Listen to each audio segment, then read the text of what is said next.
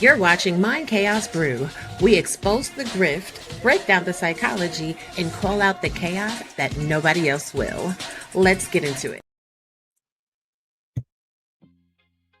Hey girl, hey, what you got going on? You're muted. You muted yourself. Wait. Oh, look. Okay, there you go. Go ahead. The music, you know what I'm saying? I was like, I felt I was at the club for a second. I don't go to clubs no more, but hey, I was, hey. Maybe want to go back out to the club, start wind it up. Wind it up. Don't you want to get it in your bed? Whatever they be saying. You want to get it and them that reggae music make you really think that you doing something when you start listening to that. What's that sound like? And you wind it. That reggae music make you really want to get down and start popping it. You know what I'm saying? Shoot. It make you want to pop it.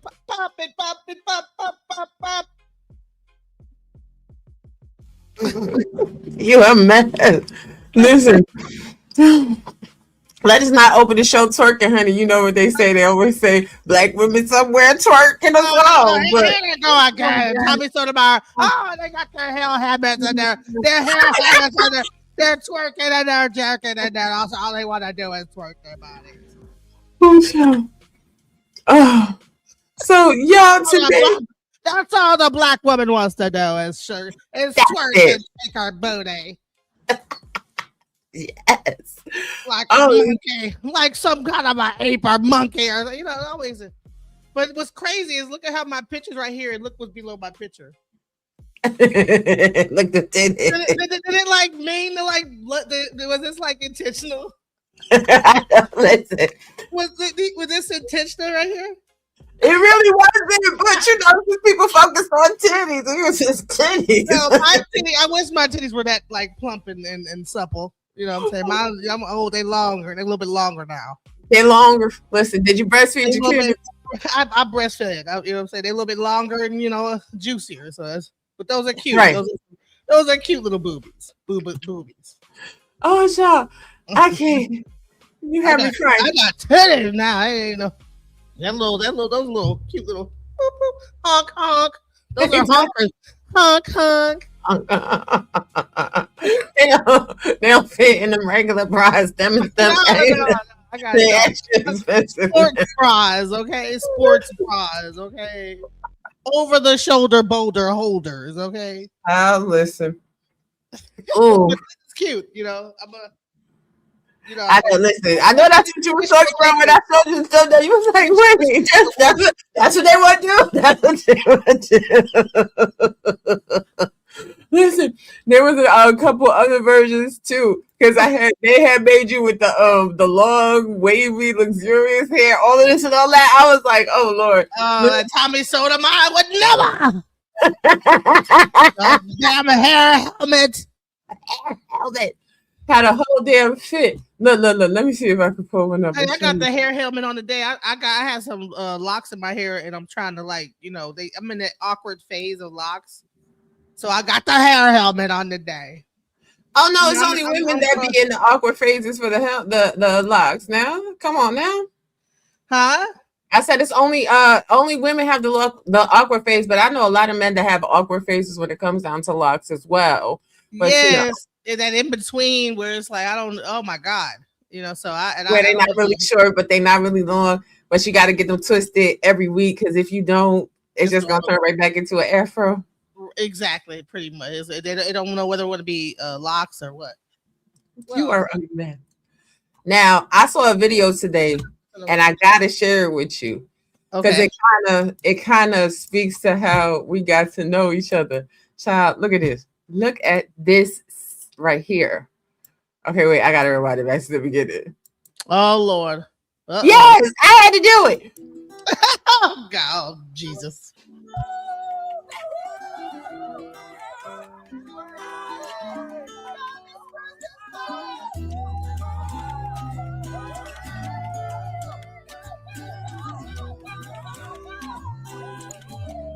Okay. We finna get there. Wait. Okay. Whoa. Is that a? Yes, it is. And that is how the prom dresses look today. Whoa. Wait a minute. That's like a club. She going to the club. That ain't the prom. That's the club outfit. I promise you, that's how the girls is going to the prom today. Wait. Was that some toilet paper? Like a paper towel? Yes. It was a toilet paper dress with the pasties and the paper towel. Oh my God. See, they say it be costing a lot of money, but she made hers out of toilet paper. You know what? And she did. You're right. They did say that. Everybody's so creative. Yes. You know what I'm saying? Oh my God. I've seen those. This is not a prom dress. I have seen these at the high schools I work at. Not to steal you a mess. Oh, child. I saw. I can't even. I want to bring this one dress up. It like she was straight getting married. I when I saw it, I was like, they did say that on that show because she had the veil and everything, and I was like, damn. Let me see. Pull it up. I can't. No, because it's a friend of mine. I can't do it. It's a friend of mine. Don't do it there. Don't do it there. I can't. Yeah, they're gonna be like, well, like what? Since oh my God, like, but yeah, it was like a full on wedding gown. I was like, wow. I just was talking about this. I was trying to tell you, it gets crazy. It does get crazy, but But I think, hey, if you want to have the ghetto, the hood, because I heard that there was who was it? Spent $12,000 on her dress. I think Nicole Kidman's daughter. See, spent $12,000 on her daughter's dress. So I'm like, okay, there you go. Boom. They be spending money on it, but you can't tell. They be looking real plain, but be $12,000. Exactly. But remember I was telling you, the real labels, they're not advertising their label. You can't tell. But yeah, it's hell, Blue Ivy's going to the damn gala with the Met Gala. Didn't they get banned or something? Didn't they have some problem, Blue Ivy and Beyonce at the Met Gala? Well, kids was not supposed to be at the Met Gala. Kids are not allowed, but Beyonce brought Blue Ivy any damn way. They was like, she was like, who cares? I'm the one who's running things and my child is coming, which is like, why? Right. Like, why do you want your child to come to an adult who, like let her be a kid? How old is she? Like 14? Yeah. And they got her dressing up. So, I mean, maybe this is, I don't know. Maybe something about like hood, even though Beyonce is a star, she's still kind of hood though, Yes. You know what I'm saying? Sorry, somebody is sending me their show. Hey, what's up? What's up? Steph with the vest. Welcome. They have her dressing up with the lipstick on and trying to be elegant and whatever. A lot of those Hollywood parties be really like initiation rituals and being bought and sold. You know what I'm saying? You on the auction block. You know what I'm saying? You walking through the red carpet, people trying to pick out who they want. Now that's a deep dive we could get into because I see you about them conspiracies. We could get into that. Yeah, I think all that stuff. Yeah. Yes. You can tell I'm in the conspiracy theory, honey. Tartaria, all that. You know what I'm saying? I could go down any rabbit hole you could think of, child. Hey, Sunil, how you doing? I put my damn my aluminum foil hat on. Yeah. And I go right down the hell with you. Like, okay, we can really get weird, Yes, a lot of people don't understand the symbolism. A lot of people want to be celebrities. These outfits that they wear that are so stunning and they're so beautiful, they're so gorgeous. Are you sure? Because we'll talk about that on another time. Hey, Tim. Well, first of all, the people that they have dressing them, like, first of all, they don't even dress themselves. They have an entire team that makes a decision on what they're going to wear. And they don't know whether they're going to look like a complete ass fool. You know what I'm saying? I don't even know what Rihanna had on. What was that? Like she was a baby inside of a womb coming out of a birth canal. Listen. I mean, people was like, oh, it's genius. I was like, that is some bullshit. Like, what is that? Because a big, huge circle. And then Cardi B, like she had pimples coming out of her, like herpes clusters. Not herpes clusters. This is I'm not dealing with you, Genesis. Like I'm not dealing with you. fleshy kind of wart, like HPV warts coming out of her dress. Like what? Like big, enormous, fleshy balls. Like what was that? Who saw that? Was like genius. Oh my God! You are going to rock it at the Met Gala today. This year. Because these people be really trying to compete with, Paris. They're trying, you know what I'm saying? They're trying to compete with couture fashion houses, and it's not really giving fashion. It's giving weird. It takes me back to when Lady Gaga went in that meat suit, which was really symbolism for something else. But if you know, you know. If you don't know, you should look it up. She's on the meat market. It's the meat market, and she's walking down the aisle to be consumed. Some deep crap like that. Exactly. But this ain't about all of them celebrities, honey. This today is about you. Now, am I in trouble? No, you're not in trouble, but I don't think a lot of people know that you're a celebrity in your own right. I think a lot of people sleep on you. I don't consider myself no celebrity, but that's probably why people is. But she is, though. So those of you that don't know DJ Genesis has been a DJ for a long time in Detroit. She has ties to a lot of the people that you love to hate. She has a significant and meaningful background, and we are going to get into that and so much more during this discussion. Now, I want to talk to you about your transition from like being a vet to homelessness to being a landlord, because a lot of people give you like a lot of pushback and a lot of negative energy, but they don't even know the things that they're aspiring to achieve. You have already achieved like 10 times over. Talk to us about that. Yeah, well, I was my parents died when I was my father died when I was 6. My mother died when I was 14. My mom were intravenous drug users, and they died of AIDS. And so when I was 14, my mom had cancer, and I didn't know it. She passed on suddenly. And I was sent to live with my brother. Now, my brother was older than I was, and he had kids. So when I was about to graduate, it was a choice of either you get to go to college or you get to join the military. Unfortunately, I was preparing myself for college. I didn't know that the military was going to be my only choice. So I had to join the military so I could afford to go to college, because my brother had his kids that was only a couple years younger than me, and they were about to go to college the next year. So it was like a choice between me going to college and them going to college. And so they didn't have the money to afford for them to go to college and to pay for me to go to college. So I had to join the military. I'm sorry to hear about your parents. It's really hard when you lose parents at a younger age. But dealing with all of that, what is one mindset that you like carried with you that took you through all of that? Well, I was always a creative person. I was always a producer. In high school, I put together plays. I put together organizations. I was like the president of the NAACP. I was, technically I probably could have gotten scholarships to go to college, but it's okay. But I was always an organizer, always a person putting things together, putting events together, even in high school, and so I kind of carried that on throughout life.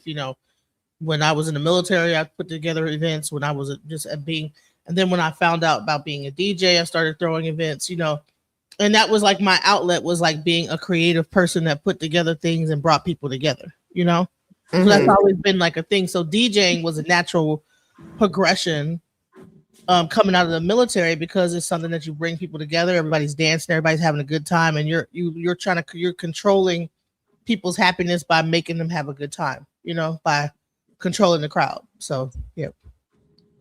Okay. Well, I think that's good to always bring good vibes. But we're going to get deeper into that as we progress into the interview, because there was a conversation that you and I were having, and I think it needs to be had. You know what I'm saying? In this interview, because a lot of people be missing it, and it's important. But you were, you lived the Black Lily neo soul era, with artists up close and personal, with artists like Jill Scott and Erykah Badu and Jaguar Wright. You know what I'm saying? What surprises you the most about how the industry has changed between then and now? Well, I did a few remixes for Kendra Family Soul and for Jill Scott. I did like house remix. I was a house DJ and producer, so I did remixes for them. And like, it's crazy how like you got to see those smaller labels, like how they used to control the artists. Like, I mean, they have so much control over everything to where even like they couldn't put out records at a certain time. Like, for instance, even with Jaguar, I was the one who booked her, and I noticed that she was really good live. I was like, man, her performance doesn't translate with back in the day when she was really out there, like really in her heyday. Her performance was more dynamic live than it was like. I don't think that it even captured. It was like if they had Tiny Desk back when Jag was out, then she would have ripped it. She probably would have went viral. That's how entertaining she was back then. But they didn't have Tiny Desk, so. But that back then, like live albums was not like it was like that wasn't the big thing, the big push, right?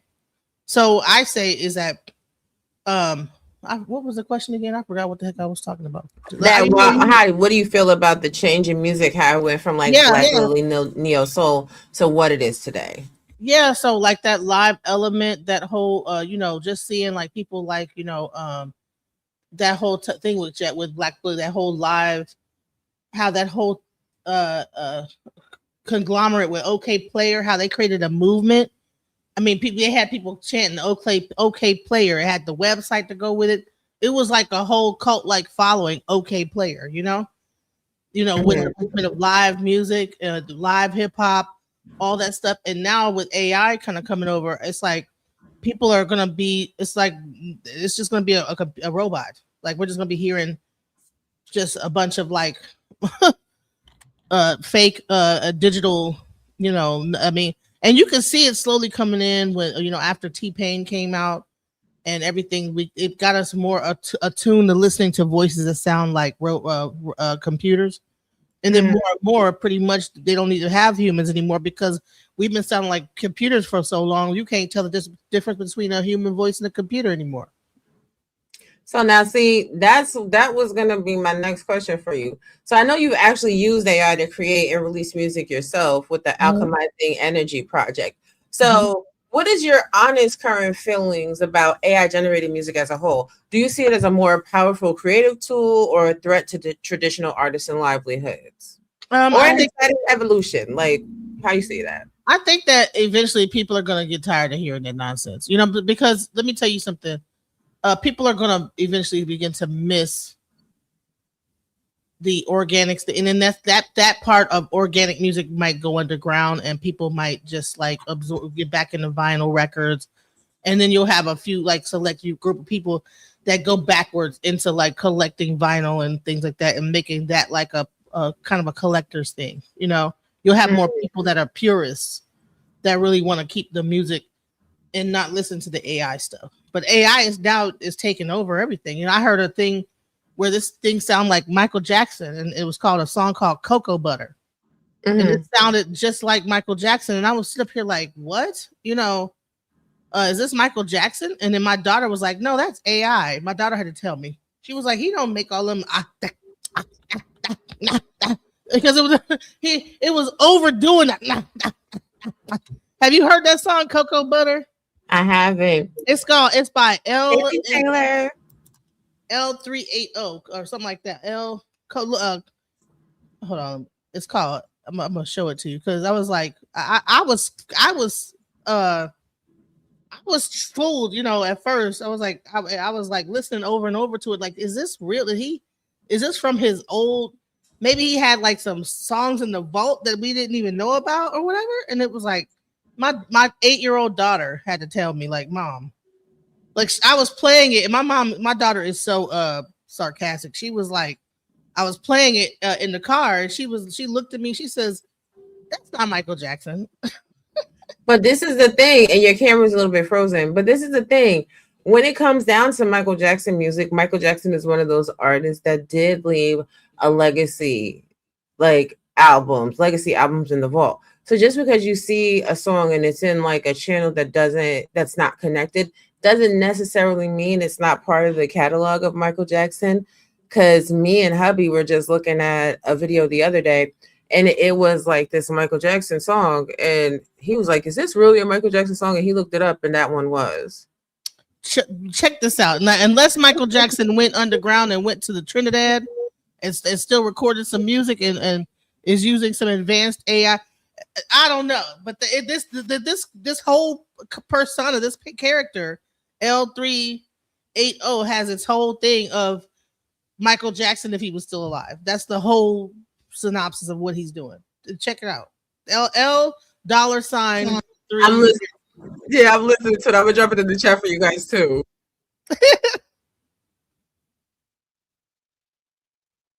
You tell me what do you think? I said, man, Michael Jackson is what? Michael Jackson talking about cocoa butter. You know what I'm saying? What? He got a little bit. That's interesting. I had to listen to a couple seconds of it. That is interesting. B. Taylor said, I don't think his album was finished, but they may have used AI to finish it, which is also possible, right? I'm going to look into that because that doesn't really, it does sound like his voice, but it doesn't sound like his pen. If that makes sense. Like he wrote, like he would write that. But let me tell you, they have some other stuff through a human lens. I mean, they have a lot of. I mean, I've actually been listening to it, but my daughter gets mad and makes me cut it off. But you know, my 8-year-old. No, but that is shit. That is his song.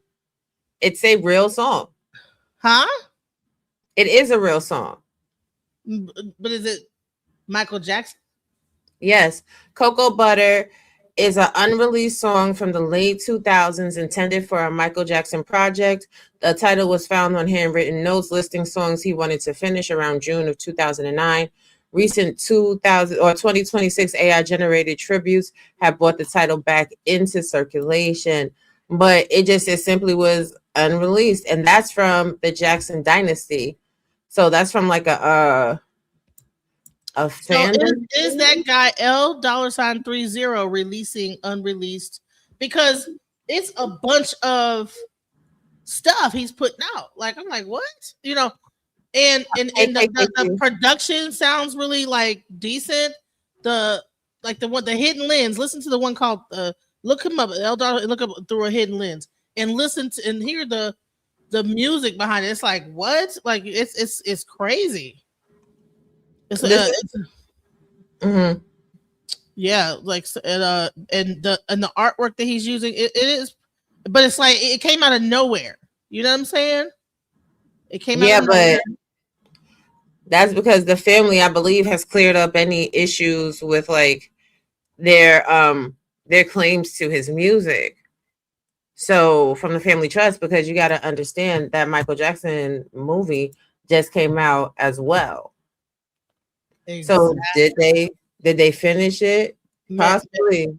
It's either that or and then the way that this AI is, it's very, like whoever's doing this, either the person had to sing it and put it into AI, because I'm like, this AI he's using, I mean, he must have this a whole computer. Like, how did he do this? You know what I'm saying? This ain't Suno. It's super easy, and don't sleep on Suno, because you guys in Suno, you can sing a couple of lines from a song and sample your voice. And they do have platforms where you can sample. You can sample from videos. Sing the song and say, make this Michael Jackson's voice, and put some and inflections, and although like Michael Jackson-esque type of like thing. And listen, I will geek out on music for hours, so don't do it. Like, this will be turned into a whole. I'm a DJ, so all I do is tickle his music. So, but yeah, and I produce as well, so I listen to like all of like the nuances of the thing. Even the keyboards, how the music is moving as a whole. It's moving as if a band. AI has certain things that are just like repetitive and kind of like the same thing that you would hear over and over again when AI makes a song. And there's also a certain level of distortion that you can hear in the track of an AI. That's how you can tell it's AI. It's distortion in it. I disagree, because a lot of people sometimes they can tell my music is AI and sometimes they can't. I know when you are making AI music, it depends on, number one, how you build your lyrics, number two, how you build your prompts, and then number three, if you're actually paying for the software. Because in the studio, like on a platform like Stu or Suno, in the studio, you can modify how your song sounds. You can give it clarity, you can give it fullness, you can give it warmth. Like, if you know how to master music, you can. And then when you're uploading your music via certain platforms, you can also master the music that way. So I don't know. If you when you get a chance, check out that Hidden Lens one. That one, I was like, that's the one that had me. The cocoa butter, I was like, I don't know. But the Hidden Lens one, I was like, now this, and listen, I can get my daughter here. She will go. You said, I said, my child will. I swear to goodness, she will tell you, like, no. When I try to put that on, she gets angry. Wow. Not angry. Yeah, she says, I love Michael Jackson too much for someone to come in and AI to come in and start making I'm like, well, shouts out to my 8-year-old that she know who Michael Jackson is and want to keep up his legacy. That's right. To the 8 years old, maybe it's some recycled new generation, some ancestors coming back, that they ain't down with the Michael Jackson getting plagiarized by AI. Yes, but you're so silly. Now, let's move to the next segment of the conversation. I'm still looking down at my boobs at the, that now that I've moved over, it's even more pronounced. It's like now that I'm kind of centered. I'm glad the people on the phone can't see it, but if you're on a computer, it's hilarious. Like if you actually look at the wide version of this, it's funny. But anyways, go ahead. Yes, and the people said smile. Who smiled? Me smile or her smile, or both of us smile? Well, we black women, we got to smile. Well, they always say that we don't smile enough. That's right. So we just gonna smile. Now, social media has been part of like, smile. Right. Oh, you mean white knuckling it through the day, and someone comes up to you and says, "Why don't you smile?" It's like, do you know I want to kill somebody right now? I just got finished arguing with somebody. You supposed to smile, you child. All you control is your smile and your cries. Did y'all not watch Training Day? What, right? right. Just smile. Right. Okay. So social media has been a part of many stories that you've been connected to, including location tracking from posts. How do you feel about the way you're viewed and discussed online? Huh? The what? The way you're viewed and discussed online, like in these spaces and in general. You know what? I think I'm very misunderstood, but hell, even Jesus was misunderstood, I guess. At this point, it's just general, human nature to understand things that they don't if they don't understand it, they demonize it, I think that there's some groups of people that actually get me and they understand who I am, but I think I might be a little bit neurodivergent. So the people that are in my tribe that gets me, they get me. The ones that don't. I can respect that. Now, I know there's common misconceptions and narratives about your journey and your industry connections. What do you wish that people understood differently, and how do you protect your peace? Well, I wish that when the things that were really kind of being salacious that were about me when I went about the thing, I wish I would have cussed more people out and went in on people a lot harder. But I couldn't at the time because I was in my year in white, so I had to bite my tongue and so what happened is a lot of times it made me come off as weak, and I think that people got the wrong idea. So when I finally started to step up and say no, because a lot of time I will bite my tongue, and then so it makes it a person think that I'm just like a pushover, and it's like, no, that's not what's going. And then when I start going off on people, people are like, oh my god, who is this person? Like, oh yeah. It's like that. It gets yeah. So I have to like child, listen. I think people get what they ask for.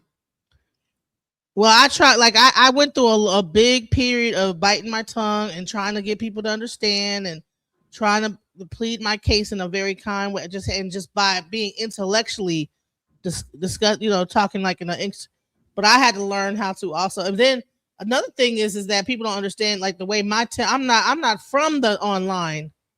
I'm from pull up era. I'm a Generation X. I'm 48 years old. We didn't do this online shit. You get to raising up my blood pressure. I'm liable to start looking up people's addresses and trying to figure out where people live at, how far it's going to take me to get there, how much gas. So I have to calm down.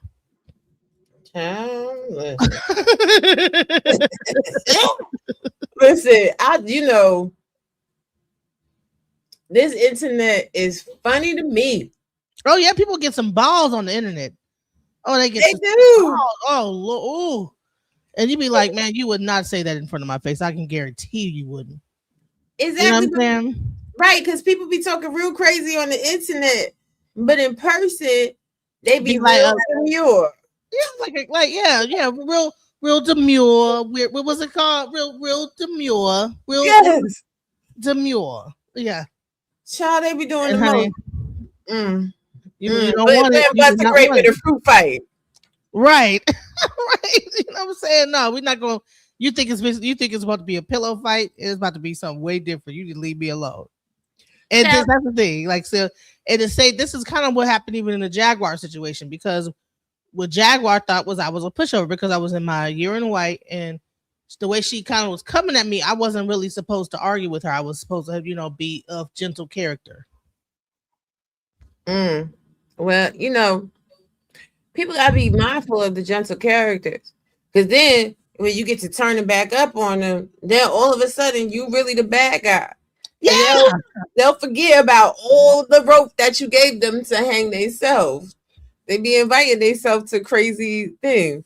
Right. It's like, come on, you have been disrespecting me this whole time, and when I finally turn up, it's like, oh my God, honey, because I think I went off so hard one time. I punctured myself. I was bleeding and everything and didn't even feel it. And they're like, you're bleeding. I'm like, oh shit, okay, whatever. But like I said, I don't give a fuck. Like, like blood shooting out the damn wound and everything. Hold on 1 second. Somebody is at the door. Give me 1 second. Okay. Do you want me to take it? Okay. Yeah. Child, listen. Are you guys enjoying the show? If you are, please be sure to hype the video up, subscribe, share it out, hit the like button. Child, the juice is juicy. Let me see. You get to be something that you're not and conceal something that you are. True. I run with AT2 and I was there. Nice. I think that social media is taking a certain element away from the way we interact with people, including our relationships with others. Possibly.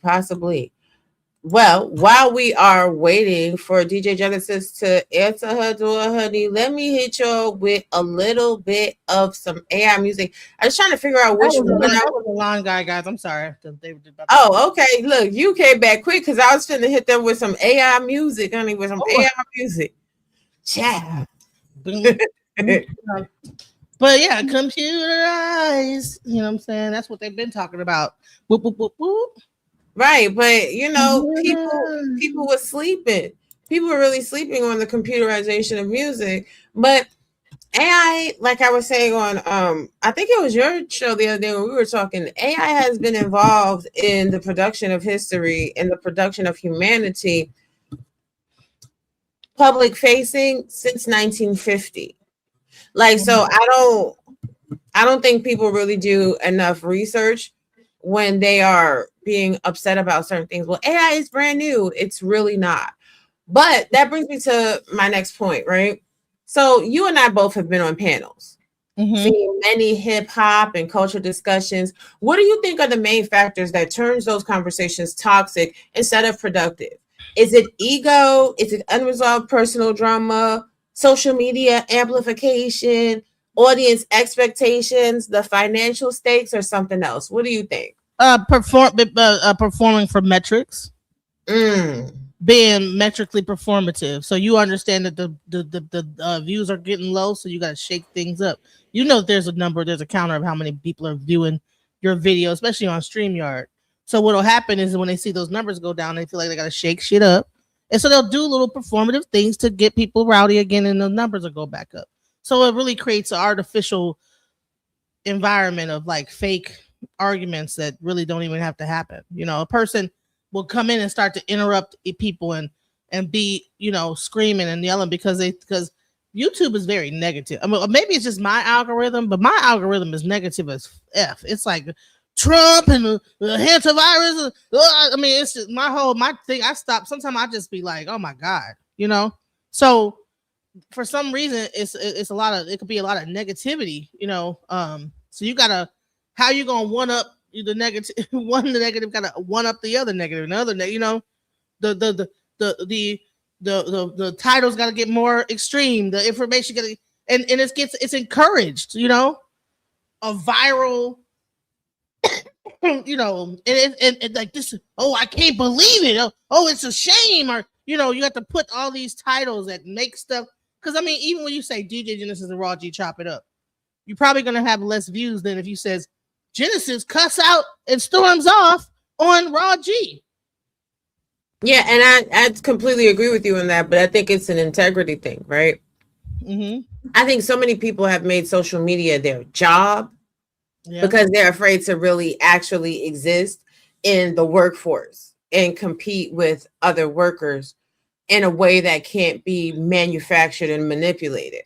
So they come on social media because this is the only way that they're going to have any type of financial gains. I also believe, hey, last call, and hey, damn you 2 times. I also believe that, like, people believe the hype that they tell themselves. After a while, after a while, you get enough, like a following, you start to really think that you're somebody, you know.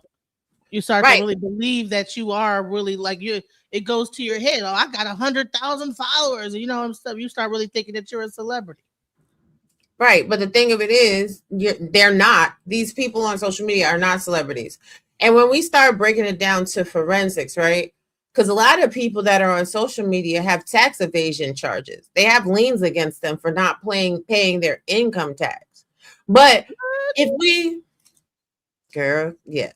If we, you know, add in the total cost of being your own boss, 40% of the income that you make goes to the government for tax purposes. And if you're not paying that, then you're planning on pulling a Wesley Snipes and going to jail. Number one. Number two, medical expenses. Medical expenses are a mother sucker. You could be paying $500 a month for medications. God forbid you need a surgery. That's $20,000 to $30,000 that you have to come out of your pocket with. Well, I'm glad I joined the military. They go a good old veteran VA. You know what I'm saying? Shouts out to the VA. And I'm glad I was in the A. Hoorah! Hoorah! Off we go into the wild blue yonder, flying high into the sun. I'm like, shoot, hey, thank you, Air Force. Hallelujah. Okay. That's crazy. Also, thank you for your service. My mother was also in the Air Force and my father was in the Navy. I refuse to go. I refuse. I'm a rebel. I've been a rebel since I was in the womb, so I can't do it. But to everybody that could do it, salute. I didn't want to do it, and I was mad. But after I got older and I actually looked at the benefits of it all, I was like, dang! Shouts out to my brother for encouraging me to do that. Shouts out to my brother. I gotta give my brother. He was smart. That was a good call. Because you know the benefits outweigh the. You know, now I'm not gonna say if you're a man and you could go to war. I don't know. You might want to go into the medical. Become medical. If you got a higher enough aspect VAB score, So you don't send your score high. You know what I'm saying? So you can have a choice. You don't That's want true. to, you know what I'm saying? You want to do something that's, have a good function. Become a chaplain. Go to.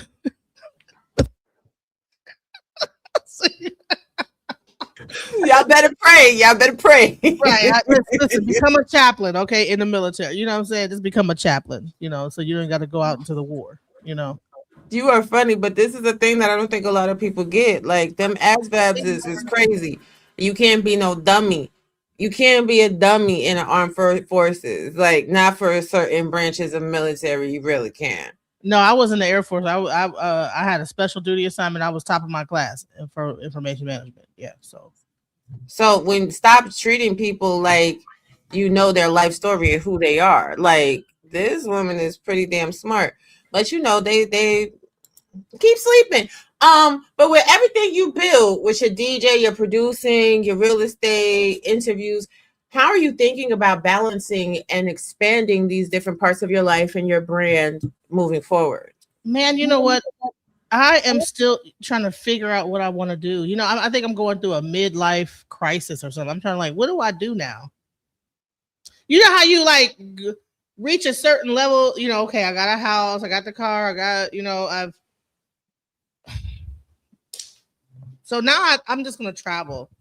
I think that my next step is traveling. I might become a travel blogger, but I think I want to travel. I want to just go to different countries and travel around the United States. I'm going to start my traveling journey this summer and take my kids, because I have been so focused on being successful and money, and my whole life has been just about a paper chase. And once you've been there and you've accumulated money, you see how snaky it is when you really have a lot of money. Because I've been there at the top, I've been there at the bottom. I'm where I am now, where I'm kind of I'm not super having a whole bunch of money, and I'm not completely in the down in the dump poor. I'm kind of in that middle section, and when you have a lot of money, man, the snakes come out. So I'm like, dude, so if I do get a lot of more money again, I don't know. I'm not chasing it like I was before, because it's not really all it's cracked up to be, because it's all these a lot of fake people surround you when you have a lot of, when people see you are blessed and you got all these things going on. You don't know who's really your friend. You don't know who is really on your side. And it's a lot. And people play the long game. When they see that you're a type of person that has ambition and you're blessed, and you're a type of person that's been through a lot of stuff and overcame a lot of things and keep pushing no matter what, and they know that someday this person's going to make it. They will stick around so they can screw you in the end. I hate to sound negative, but people will stick around, bro. I don't think you sound negative. I think you sound wise. It's true. But I also feel that to whom much is given, much is required. Yeah. Hey, Mrs. Murph, hey, Seven. And I feel like when people have a lot, instead of being philanthropical and actually taking care of the community and actually trying to help other people get to that same place, especially in our community, it becomes this nana nana boo boo thing. And they don't really know who the hell they nana nana boo boo into. Some people are very blessed, but they very low key with their blessings, because the blessings that they have, you know what I'm saying, it's not for everybody else to know. Well, you know what? I'm gonna say this. I wasn't nana boo boo, and I was actually working with people. I was working in the community. I was doing all those things. I was putting together things, trying to be there with the community. And sometimes I gotta say, fuck the community. Fuck the damn community. Because you know what? The community, what community? Ain't no community. At a certain point, it's really about it's about doing the best you can for yourself, and getting yourself to the point where you're 100% intact. And then if you have anything left for the community, then you can share. But a lot of times we share from the place of, while we're still trying to make it and trying to be up there, we ain't even all the way solid in our position, and we up there trying to help the community. And that's why I'm like, yeah, then that's how you get experience loss, you know. And you have to understand is that when people see the people that see that are lesser than, they feel like she got it, so they could take from you easier. So you have to be really careful about like securing things and making sure, like insurance wise, because people are gonna steal from you. If you get into a higher position, you got more money, it attracts like envy, and it attracts thieves. So you have to protect yourself from that type of thing. And yeah, you know, I don't know anybody that I've ever known that actually had a lot of money and had some like level of that wanted to give back to people. I don't know anybody like that, at least personally. You know, I think that majority of people that have money are philanthropic at some point, you know. But the ones that I know, you know, I would disagree. I know a lot of people with a lot of money, even though I'm broke. I'm broke, baby. But I know a lot of people with a lot of money, and they real stingy. Well, that's just to preserve. That's because what happens is that when you have a lot of money, people assume that you have it, and and if you gave it out to everybody, you would, guess what? You wouldn't have no money. Yeah, I mean, I can agree with that to a degree, but I also disagree. Because I think a lot of people give themselves label of wealth, right? When they don't really have true assets. They have depreciating assets. They are very much like maybe property rich and cash poor. Mm-hmm. They're fronting for the gram because again, that's what I mean about the whole nana nana boo boo. And I'm talking about a lot of people don't even own their houses. They're like they have a really big house. They're paying. No, they don't even own their houses and they're renting. They're in Airbnbs. They're in hotels. They're, you know, like Christian Rock. She was like, oh, I got a house, and I'm like, she's renting the house. They kicked her out. She had a landlord. So it's like, people don't even understand. But the thing is how home ownership really all what it is. Because now that I have a house, you know, only thing the reason why I wanted to own a house was because I've been homeless before, and I figured out that the more ownership you have, the harder it is to make you be homeless. So everything I was doing was trying to avoid being homeless. So me being a homeowner was because I realized that if you're renting out your house, you got about 3 months window to homelessness. You know, if you're renting an apartment, it's probably about a 2 month. If you're renting one of those hotels where it's like the what's it called, all bills paid, you're about a month. If you're in a hotel, you're about maybe a week, like one of those bed and breakfast. If you're in like a hotel, it's a day. So I realized all the way those different things of like, okay, what is the furthest away from being homeless that you could be, and it's home ownership. And then when I did that, I said, well, I want to get another house because I was going to start a business of because I wanted to like open up a homeless shelter.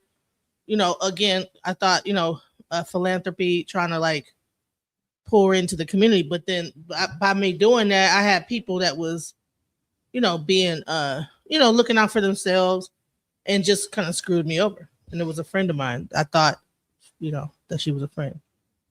Well, I'm sorry that happened to you, girl. But if you buy another house, girl, go ahead and put yourself on Airbnb. Put your second house on Airbnb. Because then people be paying a lot of money, like how you just said. They'll be stunting for the gram like they own the house. So right. They're going to take care of the house. I was thinking about moving up out of here, going and getting an apartment and Airbnb in this one. Because I'm like, I don't need this big behind house. What am I doing? Like, you know, so I can just rent the rooms out. I think they have this thing now called pad split, where you can like split up rent the rooms out, called pad split. So I was considering doing that, you know. That's a good idea too. Yeah. But I don't know, like there's a whole bunch of different things you could do with some property, but especially that Airbnb, because they be charging people like $3,000 for a few days in Airbnb. I think that depends on where you are. I'm not in no part of, unless there's like some kind of big thing coming to Dallas. I don't know. You know what I'm saying? I think I'm in an area that's not like a $3,000.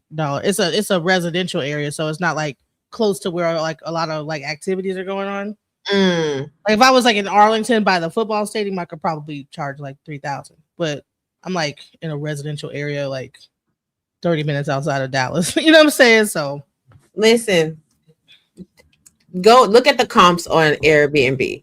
Look at the comps compared to, like, you know what I'm saying, what your home looks like. But again, people have ability to definitely make a lot of money a lot of different ways. right. Now I know you stepped and shifted away from certain aspects of the traditional music industry. Do you regret that? No. Because like I think that being in the house and techno music, it allowed me to travel the world. I got to go to Africa. I got to go to Belgium, tour all over Europe.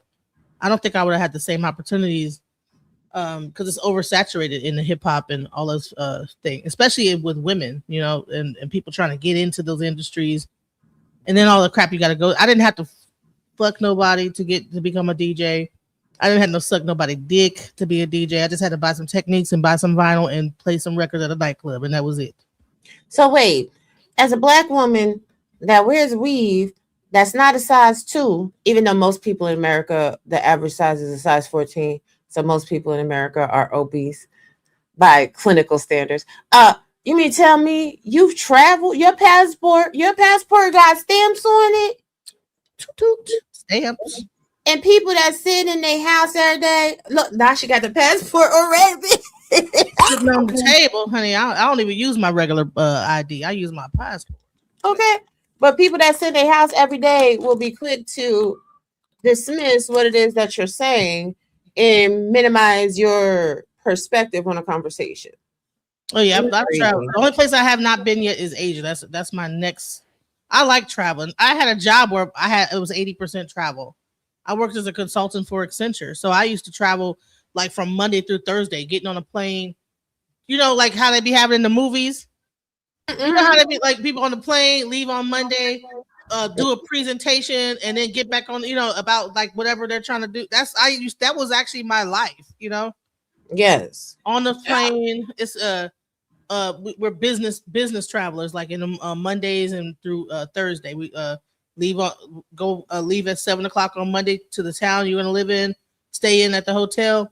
Stay there till Thursday. Leave out Thursday evening, and then stay the weekend with your kids and stuff. Get back on a plane on Monday morning and go work in a whole other state.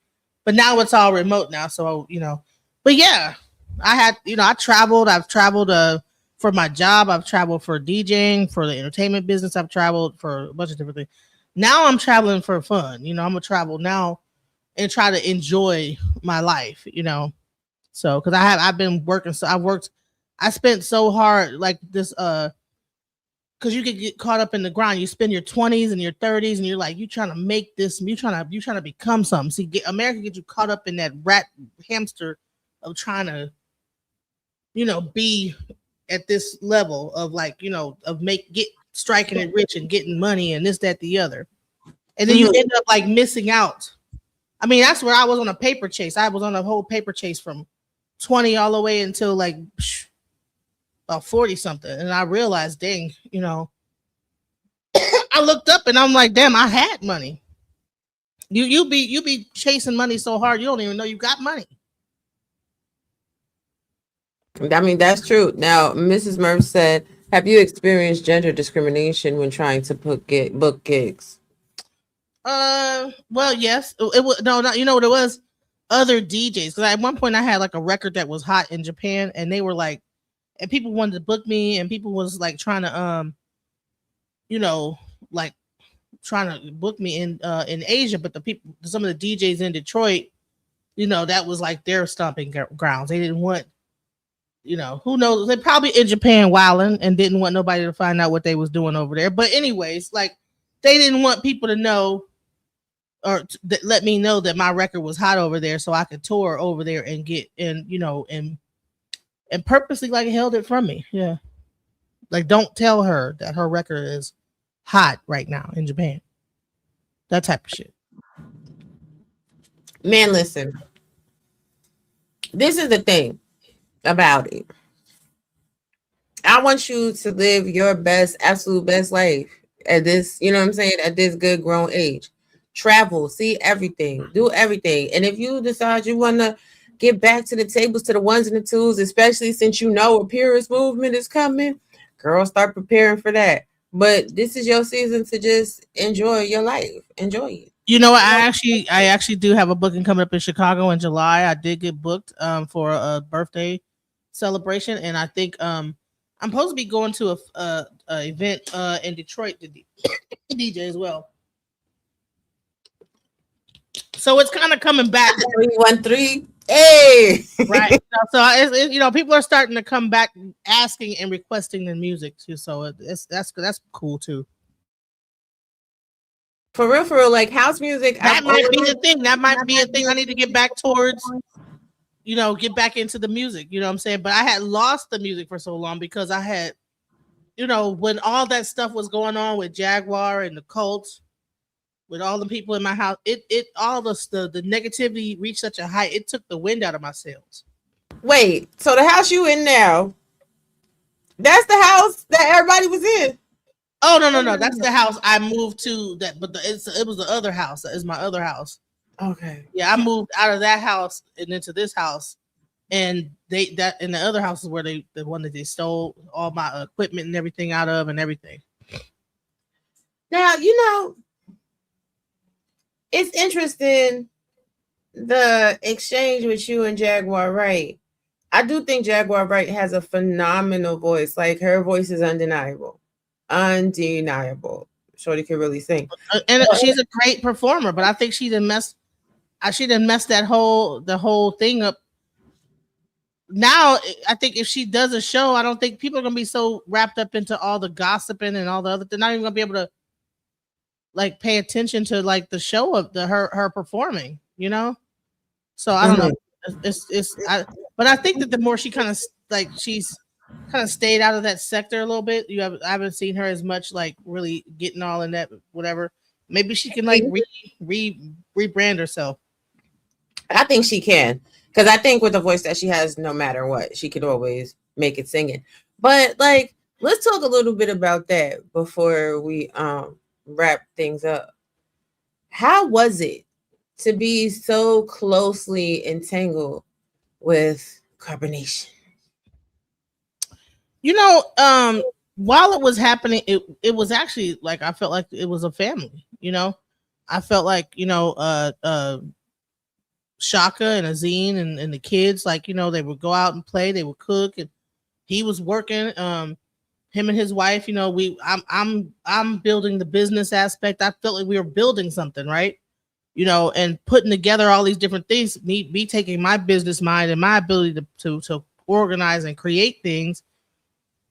Really, if I would have did the same thing in Detroit, we would have took it off because it would have been no flack. But I think that because I'm dealing with people that are in this cult type of behavior and people that want to be the chief of a cult, I think that, and I didn't realize that this person was trying to be a cult leader, that in their own mind was still trying to continue the cult.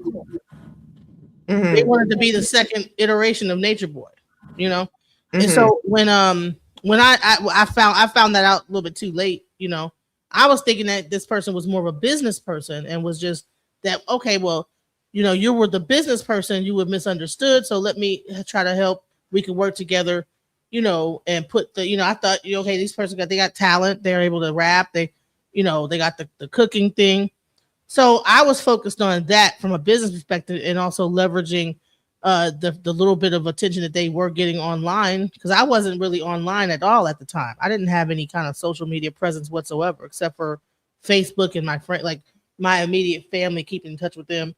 I wasn't even trying to be on social media, and I had taken a whole hiatus from music. So I was completely off the grid, but I was more or less trying to be in the background, trying to promote what they were trying to do and build that up and then create like a business out of it. Cause I'm, again, paper check money. I'm trying to make some money, and so I invested in that whole situation. I came up with ideas, but sometimes you can invest into the wrong thing, so it was just an ill-placed investment, time and money, if I had to do it all over again, I would have probably would have chosen some people I probably knew a little bit, a little bit better than that, because that did not turn out good whatsoever. It took a lot of energy, like to spend a whole year building up all that stuff, and then to have people egos get in the way and mess up and have that whole thing get messed up like that. It was ridiculous. Yeah, I can definitely see that. Do you think that things would have been better if there were contracts involved? I don't think that would have made a difference. Do you feel like you were ever in danger of becoming a part of the cult? No. I was like I said, I was an initiated priest. I had already went into if anything, they were gonna join E5. They were gonna get initiated into what I'm doing. I'm not going that way. Why would I go this way? And I got E5. Mm-hmm. E5 is not a cult. So why would I take on Nature Boy in the cult, and I'm a E5 priest, which is way more ancient, advanced, and everything than anything that Nature Boy has to. I mean, he would learn from E5 and teach it to his cult members. You know what I'm saying? Mm-hmm. He already knew E5. He already said he said he was Elegua. I had talked to him before. Okay. But I don't think he was Elegua. I don't think, he might have been.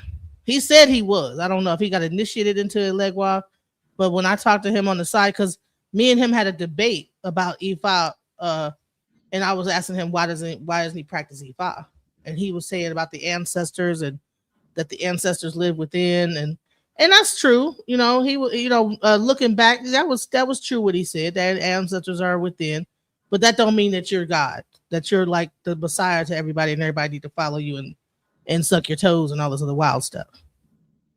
But all he was doing was patterning himself after Dr. Malachi Z. York. He basically is a reincarnate, like rehashing all that bull stuff that he had going. And a failed, and I was like, don't you see how Dr. Malachi Z. York ended up? All you did, you followed it to the T.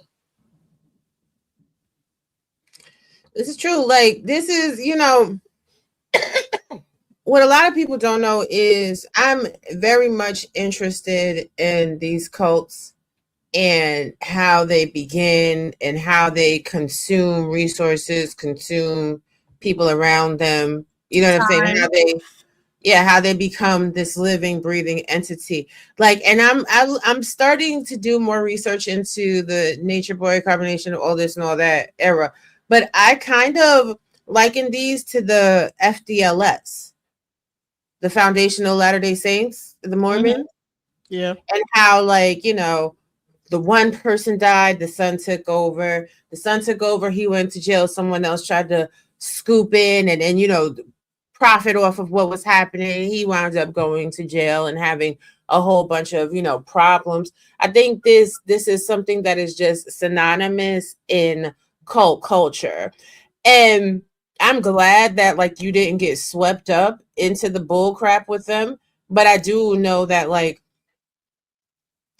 people have a tendency to try to use that as an avenue to diminish you and, like, attack you, which I also think is very crazy as well. I was trying to help them after they had left the cult. I'm trying to help them because they're coming out of something that is traumatizing. Like, I saw the whole thing with Velvet. I watched the thing from beginning to end. See, I was coming out of an abusive relationship. So really, me watching the cult and seeing how Nature Boy was behaving helped me to understand narcissism. I mean, I got to see it with my own two eyes, like how a man like could be abusive to people and this, that, the other. And that kind of had me captivated, like, dang, this is what I'm going through, And so I felt for the woman and how he was treating them. I had actual compassion for them. So I really wanted to, like, help, and so, like, when I saw Shaka and them online, they were in Dallas and whatever. I was in the hospital. I had just lost my child. Well, no, I just had my baby. I'm sorry. I had my child. And I was watching them online and was talking to them and stuff like that.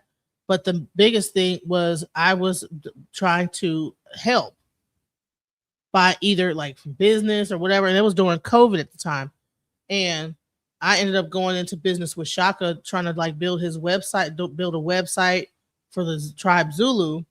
And that didn't work out. So when we came back to do business again, like they were leaving Mexico and he couldn't go back to Mexico. So he was trying to find another stream of income. So I'm like, oh, okay. They were already doing taxes. So I'm like, oh, okay. Well, I built the whole tax business.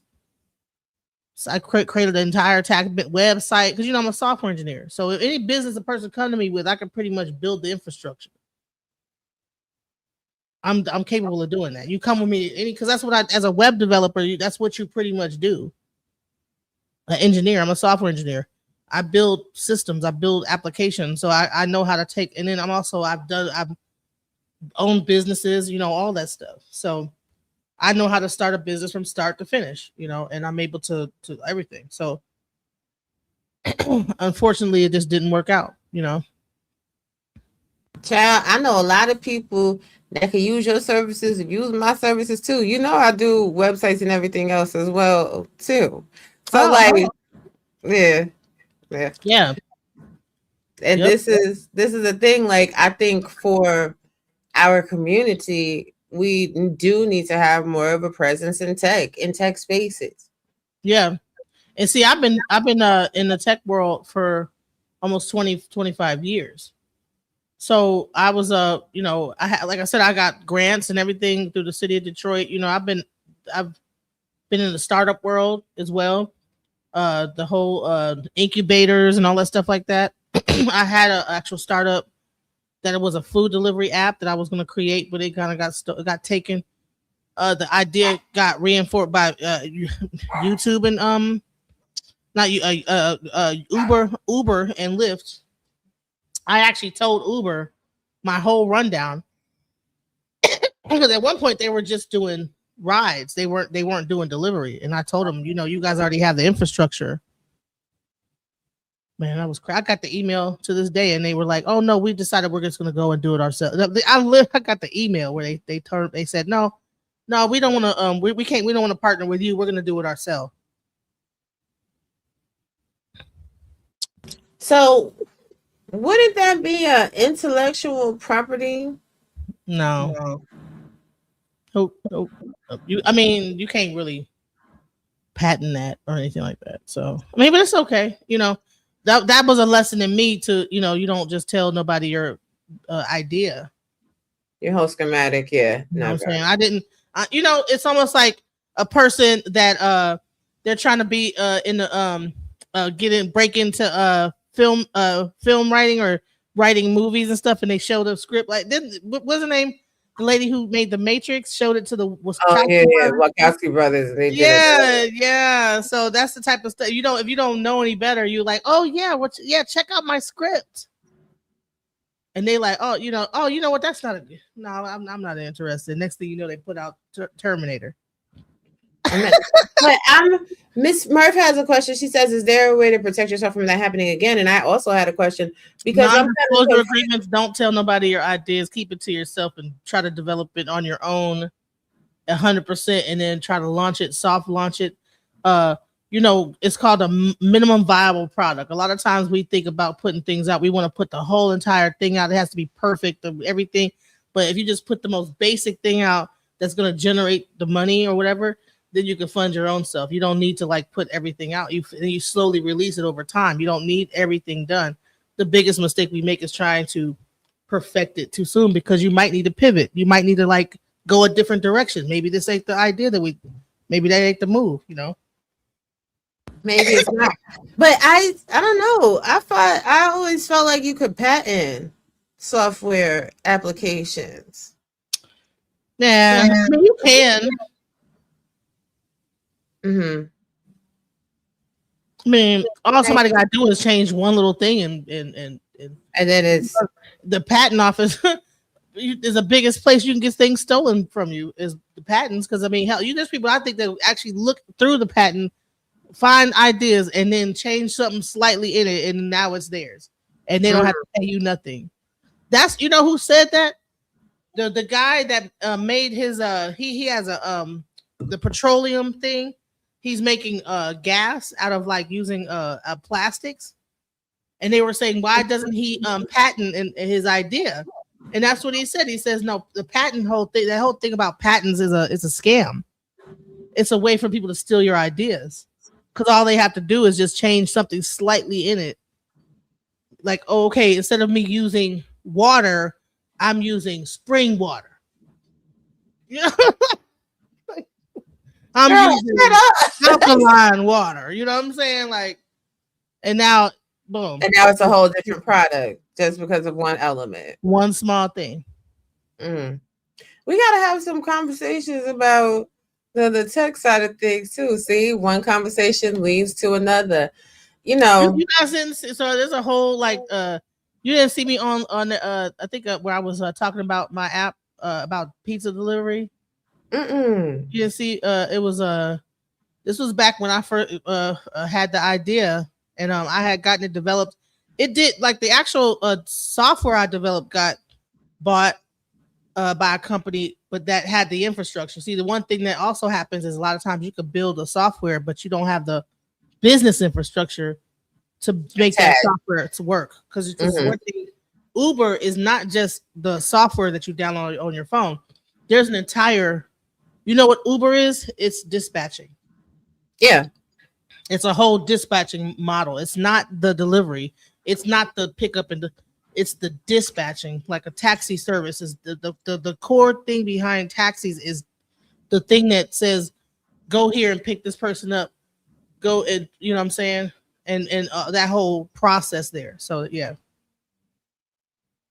Yeah, and Uber could use some updating too, but, you know, now we're getting into Scrum Alliance and Agile and a whole bunch of other things for the stakeholders. I don't think Uber is giving its best foot forward for the stakeholders, but we'll schedule some time to talk about that as well. And then we'll make the title super salacious, and we'll make the thumbnail where we're fighting each other or something crazy, so people come in the room and you can get the Frozen.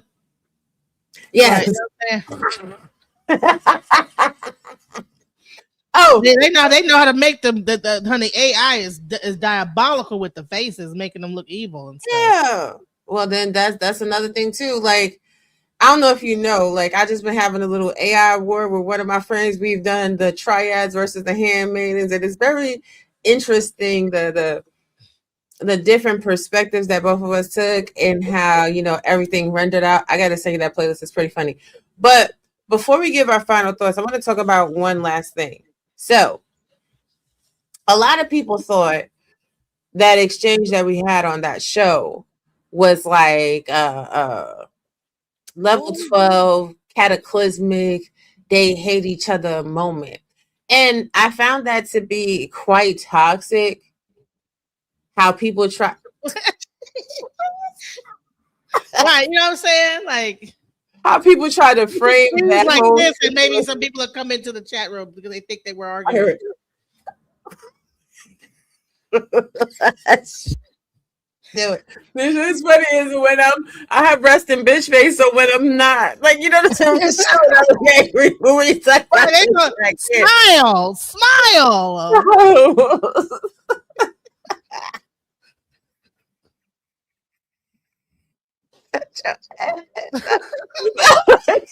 Dude, what are you supposed to do when somebody just yells smile at you like I'm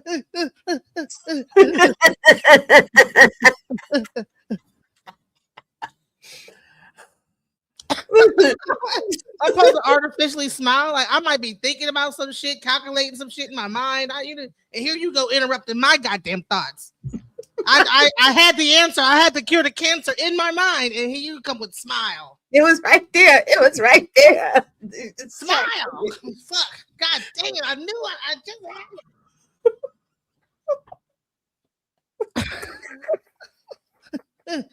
just Are you happy now?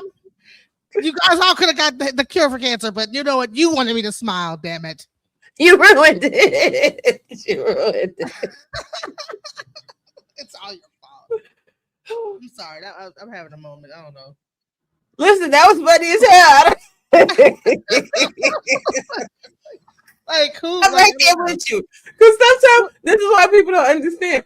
I don't really read the chat. Like I kind of have to when I'm hosting my show. But if I'm at other people's show, I don't be reading the damn chat. I'll be trying to think about what the hell I'm listening to and I'm saying.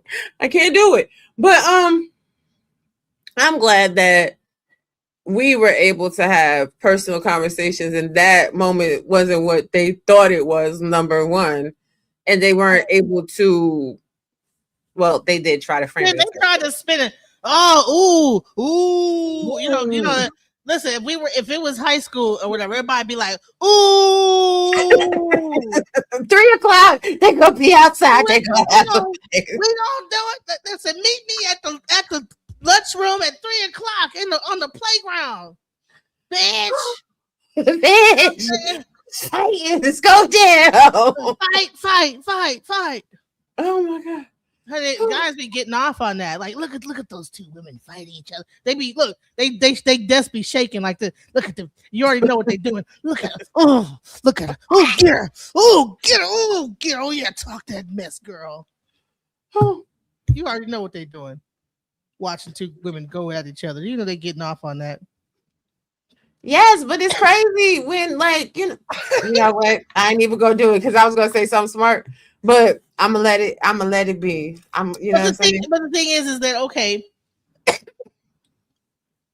I gotta get some water. Whenever this cold is kicking my behind, my daughter gave me a cold. The best way to get rid of a cold is to give it to somebody else. Yeah, of course, every day. She's fine. I'm like over here struggling. So it's like women can disagree.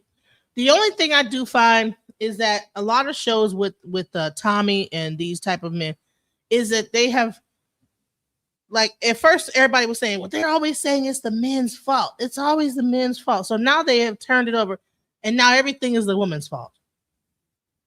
And it's like we gotta constantly hear, the kids are they dressed up at prom. Look at how these women got their kids dressed up at prom. Look at how these women over here. Look at how these women raising their sons. Look at how they're gonna be single moms. And the one black woman, the wearing a wig and hair helmet. The black woman. I'm gonna go to Brazil and get me another black woman because I don't want to be an American black woman, a black woman. The African black woman, the black woman. I mean, come on, dude. With black women, come on, get up off our nutsacks. Good evening, the brother of a certain age. This is the thing about it, right? With those type of men.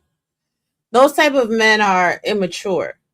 The gag is they really believe they're having intellectual conversations. But what they're doing is putting their trauma on display. Now, I won't vary away from how some women are raising their children. Some women in our community are raising their children horribly. They are. But I don't think that that's the prevailing majority, especially not when we look at the true statistics, not the statistics that these type of men have been telling. I don't know if you saw that. You saw the video I did the other day where the actual statistics, the true statistics from the Census Bureau about single parent households, especially single mothers, and the Black community is 17%. Listening to these type of men on social media, they'll tell you that 70% of single mothers are Black women. Hey, Lady Renee, which is not, it's not a true statistic. So when you have people that are intellectually deceptive in how they present information, either they're intellectually deceptive or they're stupid, which they can't be when they're purported to have all of these degrees, right? They're so educated. They're the smartest people in the world, but they don't know what true stats are. They're not coming from a place where they really want to help the community. It's not a community-based conversation. It's them railing against their mothers. It's them railing against the women that have gotten away. It's them, you know what I'm saying, trying to make themselves feel better for not maybe being as present as they need to be in the lives of their children. And to really have this conversation and talk about, if we're going to talk about the community and how to fix it, then there has to be accountability for all. Oh, well, we have to hold the women accountable. Then why are we never talking about? Women have no accountability. No accountability. They're delusional. Well, y'all women are delusional and have no accountability. Come on now. Right. But women are the ones that are actually raising the children. If there's a divorce, the child is not going with the man. Well, If there's you shouldn't have a woman or a father who did not want a child. I tried to tell the people that you shouldn't have the child, and child shouldn't have the mother, and the mother, and then you both two is going together, and you're going to don't he be like he will go into it. I'm like, dude, did you start speaking Portuguese or something? Because honey, you didn't just sped up and just went crazy, bro. Listen, this is the father and the mother need to come together. Right, because they think that women should sit in a household where men are passing their penis all over the free world and creating other children and bringing home diseases and disrupting the financial stability of the household in order to stroke an ego of keeping family togetherness, not realizing that what that actually does is cause psychological trauma that lasts through generations. But can we just say that these men need to heal their mother wound and stop crying? I'm gonna make some boobs and with breast milk in them and just give it like sell it online in like a pouch and be like, okay, now put this up against the doorknob and just suck on it and just hold it, like a teddy bear, so you could just heal your mother wound, hon. You was not breastfed long enough. And there's a divide, whatever's going on. You need to be breastfed. Have your go back into the mother wound and heal that. And another thing is when these people are saying nothing new, they're repeating the same rhetoric over and over again. Come up with something new every day. Having these circular ass conversations about nothing, and you think that you're repeating the same thing over and over again. What are you saying, man? How many times can we have the same conversation about like that? Oh, the woman is not doing it. The woman is and the single mother. How many times can you have that conversation and repeat and do a new argument? And then it's bullshit when the celebrities start having to say, because the celebrities are late to everything. When they start having these conversations, that shit's played out. So come with something new. I mean, all of these people are so educated. They're so informative and informed. I want to see them do the same type of numbers when they're talking about conversations that actually exist outside of the gender dysmorphia dynamic. Because honestly, what it's giving is that a lot of men are envious of women, that they wish they had a vagina instead of a penis. It's giving that, a lot of these people, they cannot figure out how to accomplish a thing like having a successful, healthy, and sustainable relationship. So they're trying to figure it out. So they're asking other people for tips and information on how to do so. You know what I mean? Like, Can I just say this? Okay, I know I'm 48 years old, so I might be older than a lot of these people on these panels. Okay, but I know at least people are at least in their 30s, like late 30s or early 40s. Why are we talking like we're in our 20s and 18? Why are we discussing things at a level of a freaking person that just got out of like living with their parents at 18-year-old body count? Like, nigga, I'm 40 years old. Fuck my body count's high. I got this. I'm 40 years old. You think, I was a virgin all the way till I was 40 years old. Because this is the thing. Like, you have to fully understand. Any format of life, if you had any life and you enjoyed yourself, hell, you might have a high body count. So no, we are all grown ass people in our 40s. Why are we talking about this at this old ass age? No, we are not all grown people. I'm not going to let you tell that lie in this conversation. These people are not grown. These people are still children. That's why their conversation is like they're in their 20s. They're still stuck in their 20s. It's like, wait, you wake up. You know what I'm saying? What was Spike Lee? Wake up. Yes. Look, Wall Street Willie says it's not that they want a vagina. They want your jobs, degrees, and power. Child, listen, they'll never get it. The government already took our degrees and power already, because it's called DEI. It's called 300,000 black women lost their job last year. So they already took that. So now what they mad at? Well, this is the thing. Because black women going to pivot. Because black women going to pivot. Because they can't make it happen. We got these babies in this house. We can't let the house come crumbling down. Exactly. But this is the thing that, like, so wait, let me finish about the age thing and then I'm gonna come back to the DEI.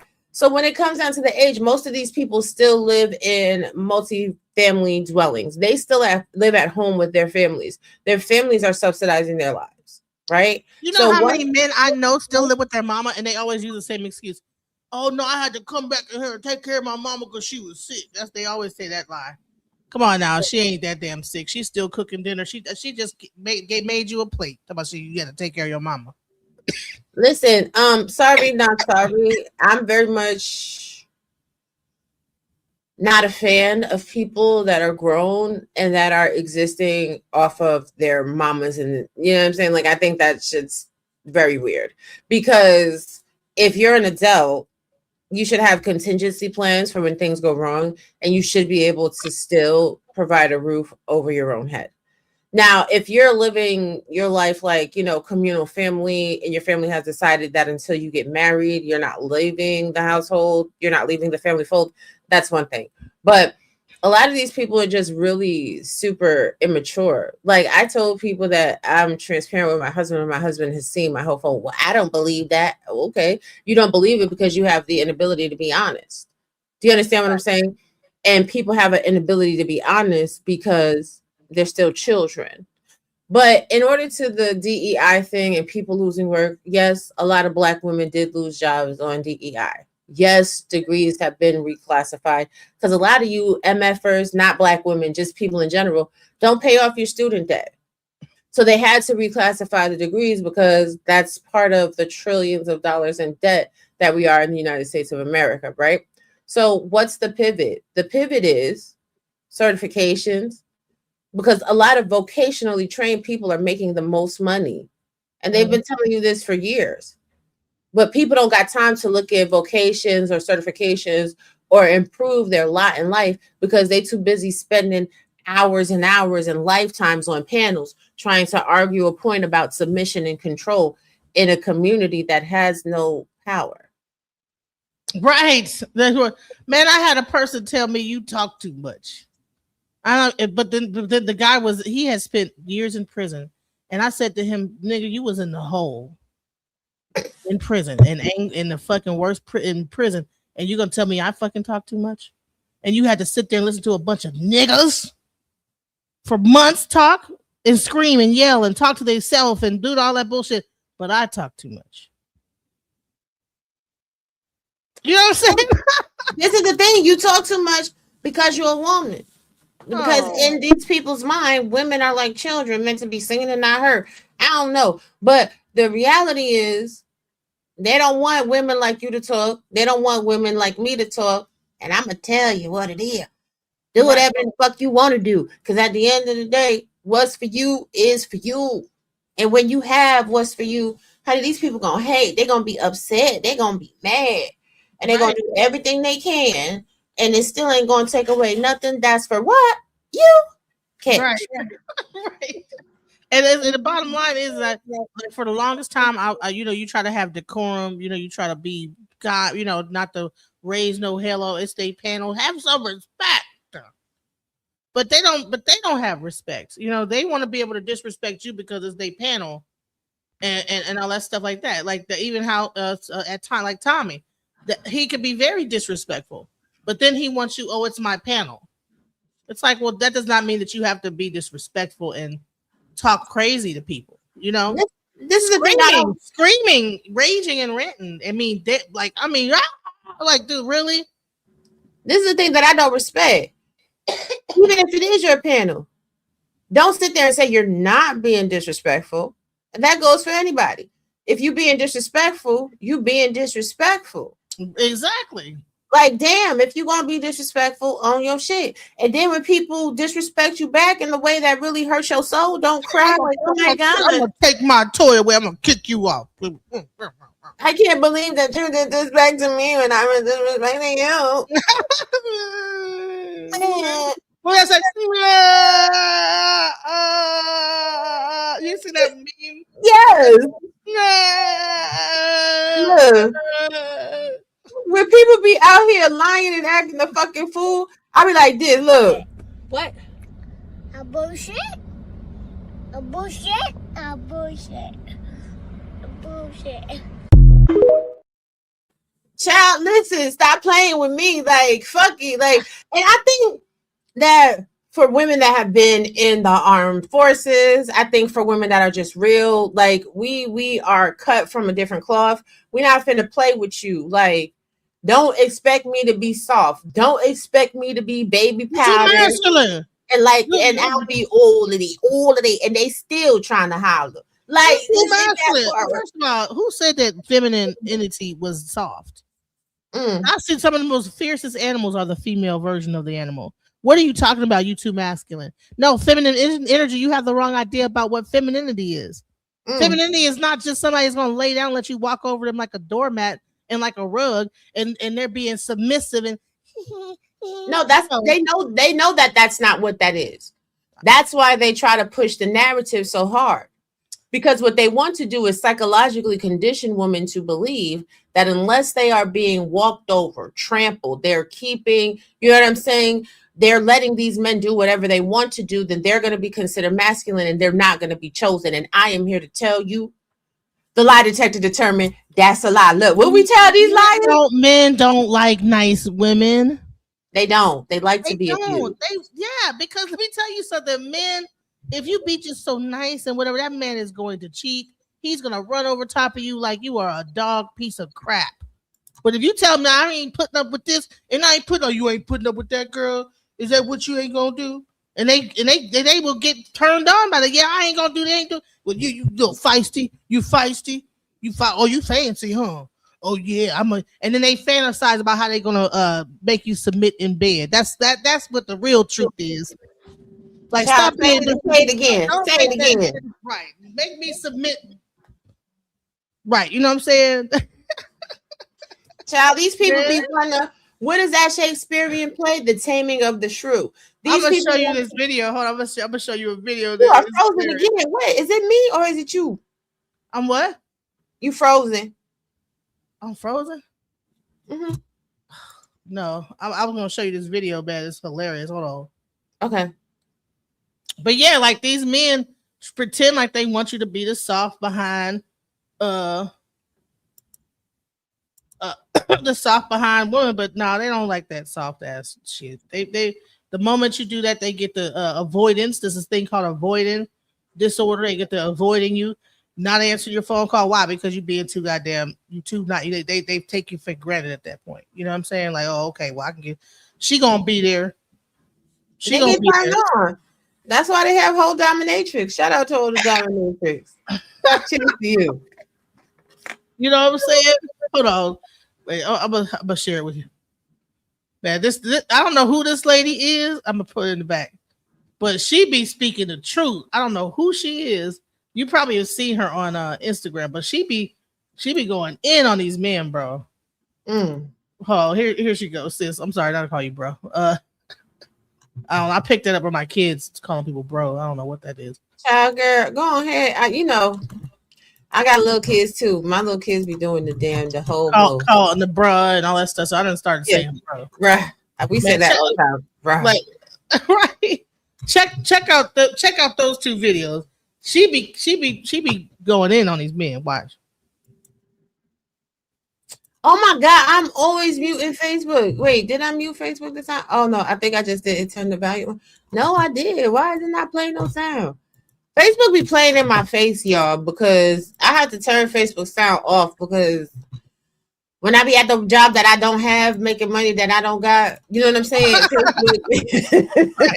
You ain't got no job. Right. I ain't got no job. I'm poor. I'm broke. Right. To ride on up out of you. Now they just walk around the house in their slippers, ignoring you all day. Matching, seeing who can be the baddest bitch. Now they just walk around in your bonnet with their hand on their hip, ignoring you all day like a bitch. What happened to the men that used to just fuck the hell out of you, fuck the attitude right on up out of you? Now they just walk around the house in their slippers. Damn, Child fakes. You know what I'm saying? What happened to the man that okay, you got an attitude, you no, you masculine. You being too masculine. That's because they live in their feminine energy. You understand what I'm saying? Like they very much soft. Like even When I see a man wearing a bonnet, I'm like, come on now. It was already a problem with the women doing it. Now the men are got the bonnets on now because everybody getting their hair braided. Now everybody want to be cute and bonneted up. Listen, when I see a man that don't go outside at all, when I see men that don't have no calluses on their hand. Oh, soft hands. Oh my God. No calluses, nothing, just hand and feet soft as heck. Yeah, that disgusts you. Disgust me. Right. When I see I don't even want to get on into it, but some men are just automatically a turn off. Yeah. And you try to bring the man about them, but they really just enshrouded in bitch madeness. Like a bitch walking around with their slippers and flip flops on, walking around the house with slippers on, slapping around the house like a bitch. And they don't even really. How do I put this? You can just tell in a man's attitude and his conversation if he really knows how to put it down. And you can tell that a lot of these people don't know how to put it down because the things they complain about is synonymous with lame ass nigga. Like any person on a panel talking about women are too masculine is a bitch. He want to get bent over. That's what it is. He want to get women are too masculine, really, and they're more masculine than you are as a man. A woman is more masculine that you're complaining about it online to that point. That you arguing like a woman with women. With other women, like a bitch. Because a real man ain't gonna argue with no woman. Well, she won't shut up and listen to me. Any man that thinks that every woman is supposed to submit to every man is a bitch. Because at the end of the day, if you can reconcile your woman submitting to every single man, then you a cuck, right? Right. If should a listen in the wild, the animals got to they got to damn near jump and whoop that, beat it, grab.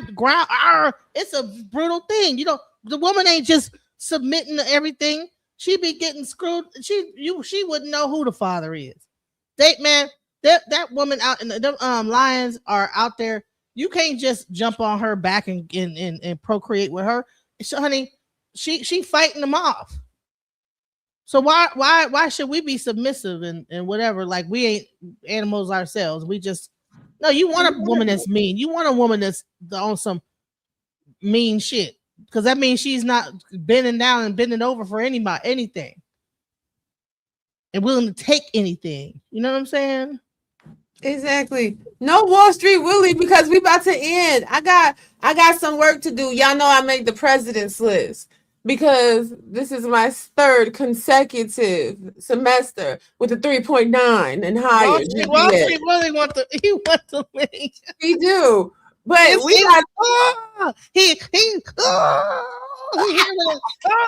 dare you women?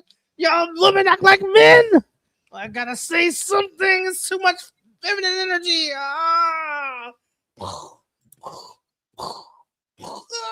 Thank you, Willie. Thank you. But I do got to go get some homework done. My dog is over here jumping in on it. She got something to say, Pinky. What you got? Pinky want to say something. What you got to say, Pinky? He's so cute. He's so cute. Yes. Child, listen. Anyway. Girl, I can't. Even Pinky, she trying to get in on it, But listen, what's that? Wait, play that last one. I sent you that other one. I don't know. She went in. Okay. Oh my God. Before we go. Y'all gonna stop distracting me. Now I'm just playing. Hold on a second. I got you.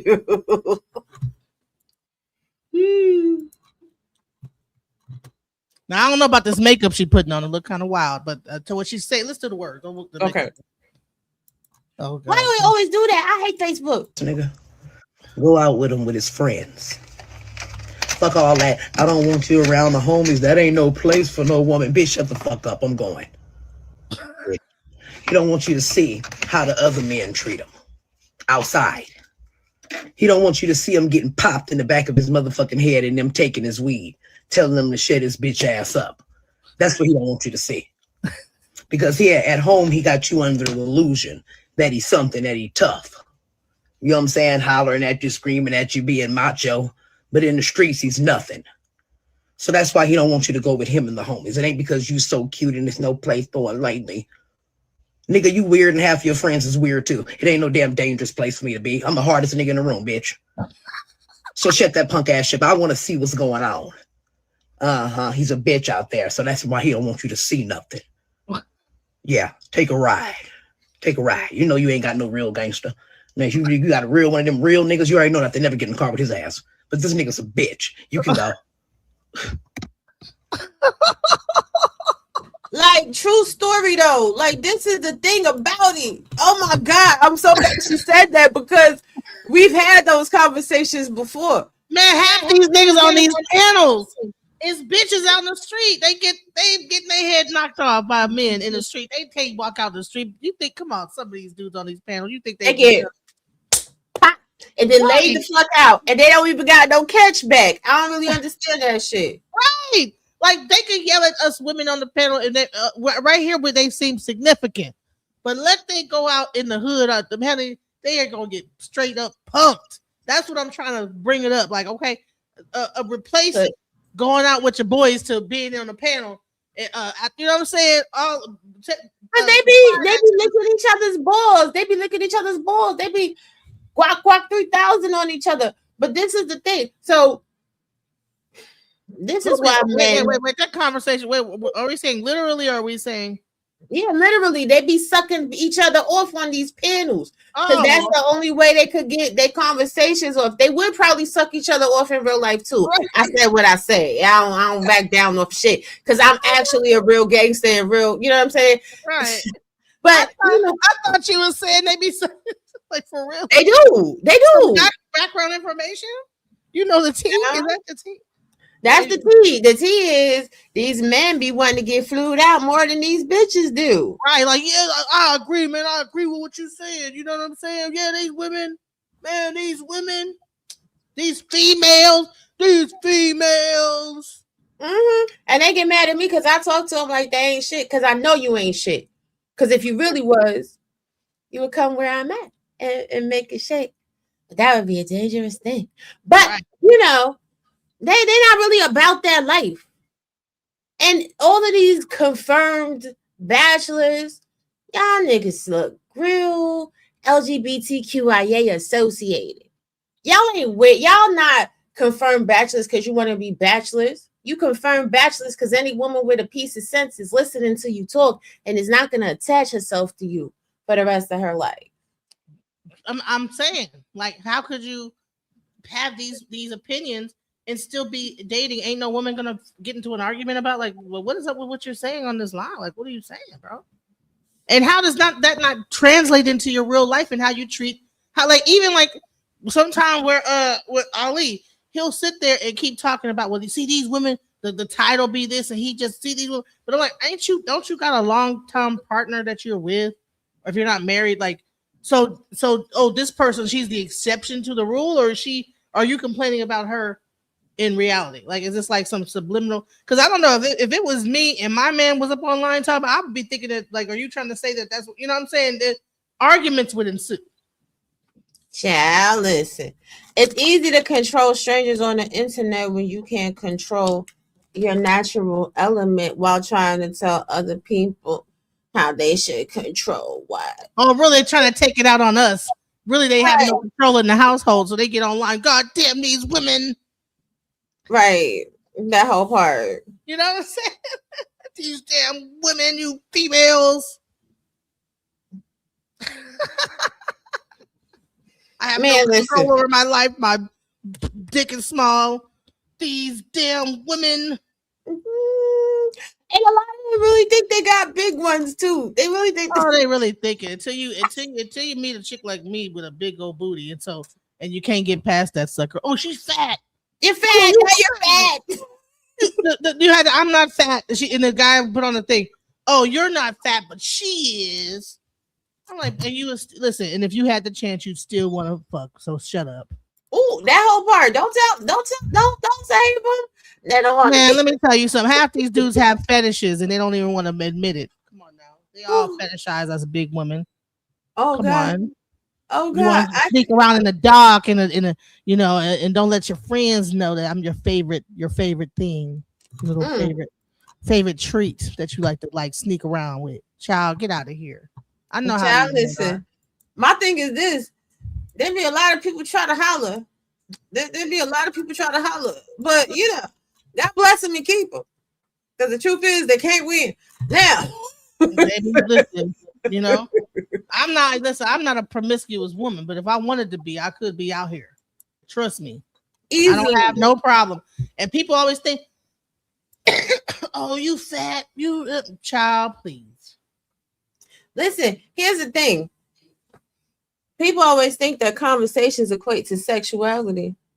Somebody could finesse the fuck out you, tease you, play with you. But do they really want you? Anyway, girl. They do. Listen, they could. Let me tell you something. All these women that's fat shaming people like Lizzo and this, that, the other. The reason why Lizzo had so much confidence in her side is because she was being hot. Not because she wasn't being told she was beautiful by these men. Listen, you people don't even know. Listen, let me tell you something. As a big girl, the bodybuilders, strong niggas, the tall niggas, skinny niggas, right? They mainly be the skinny one, right? The skinny, the ones that's carrying weight.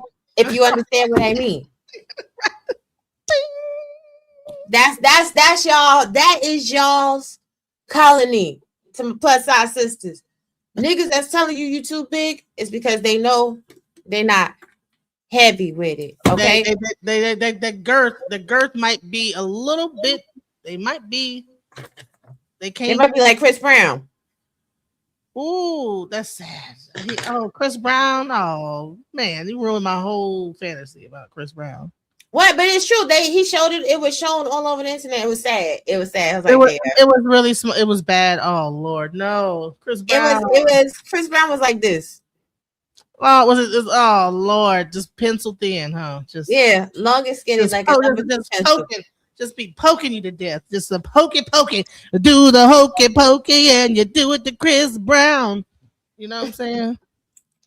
But a lot of these dudes is that's why he gotta do all the moves and shit like that, because he got a little hokey pokey. He got a right. Yeah, you got it, girl. You got it, girl.